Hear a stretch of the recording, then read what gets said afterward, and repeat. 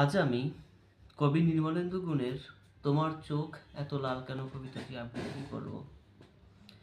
আমি বলছি না আমাকে ভালোবাসতেই হবে, আমি চাই কেউ একজন আমার জন্য অপেক্ষা করুক, শুধু ঘরের ভিতর থেকে দরজা খুলে দেবার জন্য। বাইরে থেকে দরজা খুলতে খুলতে আজ আমি ক্লান্ত। আমি বলছি না ভালোবাসতেই হবে, আমি চাই কেউ আমাকে খেতে দিক।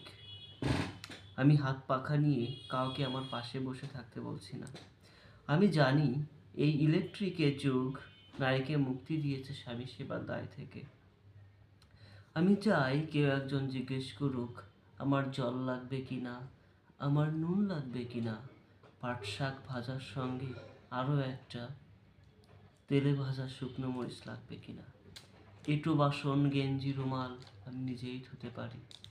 আমি বলছি না ভালোবাসতেই হবে, আমি চাই কেউ একজন ভেতর থেকে আমার ঘরের দরজা খুলে দিক, কেউ আমাকে কিছু খেতে বলুক, কাম বাসনার সঙ্গী না হোক, কেউ অন্তত আমাকে জিজ্ঞেস করুক তোমার চোখ এত লাল কেন।